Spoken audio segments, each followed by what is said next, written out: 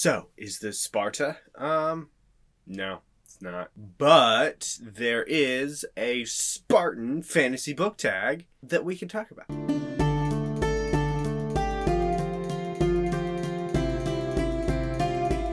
Hello, I'm Pete. This is the Ponderings of Pete. If you're new here, I usually talk about fantasy. I talk about sci-fi. Occasionally I talk about some nonfiction. If you're not new here, you already know all that stuff. And I thank you for coming back. So, Spartan Fantasy Book Tag. What's it about? Who did it? What? Originally created by Tom's Thoughts, who is a remarkably interesting individual who is also has some very bad takes about certain authors. No, just stop, Tom. No. I will link his original video down below. He's also the person that tagged me in this. So, Spartan Fantasy Book Tag. Let's get into it. The first is the letter S for soft, because Spartans are soft, right? Right? No, it's for soft magic system. Suggest a book with a soft magic system. The first, I would say, this one you could debate. There's a spectrum, and there's a midpoint, right? It's close to the midpoint on the soft side of the spectrum. That is The Magicians by Lev Grossman. Short summary of this book, it's an more adult combination of Harry Potter and Narnia. Basically a magical college. And you also have the magical land of not Narnia that said main character was obsessed with when he was younger. And storyline ensues. He goes to college. College is pretty in-depth, but there's a lot of soft magic. And, there's definitely a lot of Narnia elements in here as well. And that continues in Magician's Land, and Magician's King is actually the second one. I think this was a slightly depressing series to read. I've only read the first two so far, but it was really good. So if you liked Harry Potter and you liked Narnia growing up, definitely check this out. Definitely a more adult take on both of those worlds, essentially. Another one I would mention is Name of the Wind by Patrick Rothfuss. Again, this is one that has both hard and soft magics in it. But of course, I'm suggesting this for the soft magic system. I think the soft magic, the naming system is, a beautiful one from what we saw of it. And I really like the teacher, mentor figure that occurs in this book. He's great. Be warned, this is a famously unfinished series. So the first book is amazing. The second one is less so. But check it out. It's a beautiful fantasy book. So the writing is beautiful.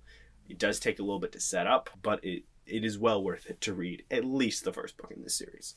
So check it out.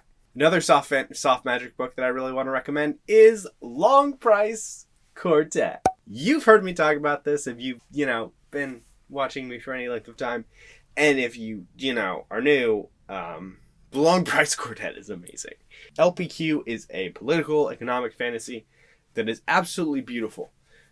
When I say political and economical, it's a lot about prices of actions. It's not necessarily goes into the nitty gritty about, oh my gosh, this dude did this trade deal and screwed this other guy. That's not what I'm talking about.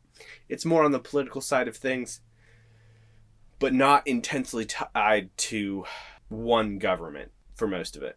It's definitely a character-driven story, because the characters that are in these books are so real and make so many human decisions. Daniel Abraham does a wonderful, wonderful job of just writing these characters. This is a beautiful book series that you should read.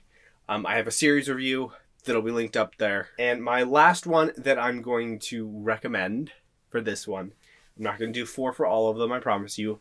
Last one I recommend is Orconomics, because you gotta plug some self-published. Orconomics is a satire. It's basically makes fun of a lot of D&D tropes. It makes a lot of fun of fantasy tropes, but primarily D&D tropes. Role-playing game, just adventuring tropes. Check this out, really funny. I haven't read the second book yet, but it definitely is. The humor is great, but they also make economic and finance jokes, which I greatly appreciate. The second prompt is P for peasants. Peasants. Suggest a book with a peasant class. The aristocratic peasant dynamic is prevalent in a lot of European-inspired fantasy book. So, yeah.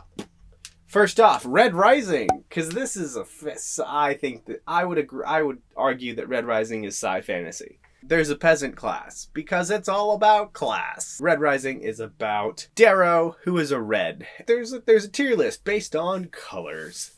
The golds are the top, the reds / sometimes the browns are the bottom. Darrow obviously becomes a gold and tries to screw up stuff, because inequality. It's really good. Check it out. And the other one I'm going to suggest is Malazan, Book of the Fallen, because this series, Gardens of the Moon is the first one, is really good. Just finished it. Reviews coming soon. And it's just amazing. It's not for everyone, but it is a 10-book series, and they're all huge, but it's well worth it.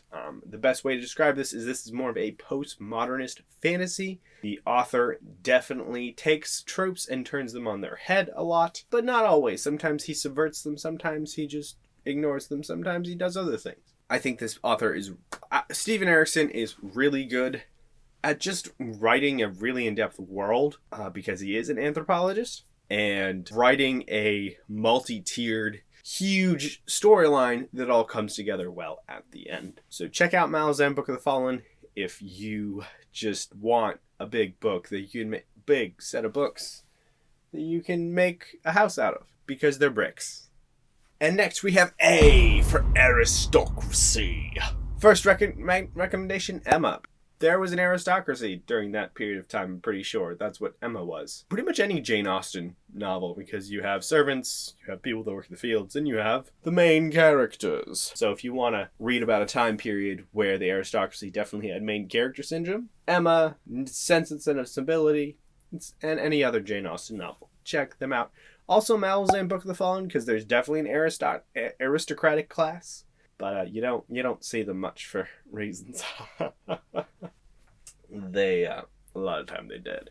Next one is R for Rules and Regulations. Suggest a book with a hard magic system, aka follows rules. I would like to shout out The Voice of War by Zach Argyle. I've read the first one and the second one, which is Stones of Light, and they're both fantastic. The hard magic system is integral to the plot, because this is definitely an epic fantasy about the fate of the world, and he really has a very tight writing style, so he does a lot with few words, which is always nice when you compare him to, like, Robert Jordan, who just talks for a while, which I like, but sometimes you just want something that's a little bit tighter. Next up is T for Training. Recommend a book with a training montage. Well, that's easy. I recently read one, and that was Dragon Mage by M.L. Spencer. There's definitely a training montage in here. This is a love letter to more classical fantasy. There's some tropes in here. Some of them are diverted. Some of them are not. But she does a very good job of doing things that have been done before, but doing them well. But also taking some of them and being like, maybe this isn't a good idea, and just doing something else with it. They worked out really well. This is a book that is essentially 3 or 4 books in one. So if it's big, that's kind of just how it is. Check it out. It's a wonderful standalone book, even though it's supposed to be eventually part of a series. I think it works really well as a standalone book. Check it out. The main character is actually on the spectrum, which is really interesting to see. And I think she wrote it very well, because you have multiple POVs. So you get to see 2 different sides to what's going inside the main character's head and what's going on outside of him. So it paints a really nice picture for him. And the next one is A for I already did Aristocracy. It's A for another one, and that is Accessible. Recommend a book with accessible prose. I'm still figuring out what prose means, but I'll try to give it a go. Stormlight Archive by Brandon Sanderson. I think Sando makes his prose really accessible. You could also do Mistborn by Brandon Sanderson. He has a bunch of books. I think he is good at making these. Just sometimes it may be repetitive. Let's not talk about throwing coins on the ground, please. But I think he makes some topics that may be more shunted to the side, or details that might be shunted to the side in a normal fantasy book, where it'd be like, oh, you have to figure this out.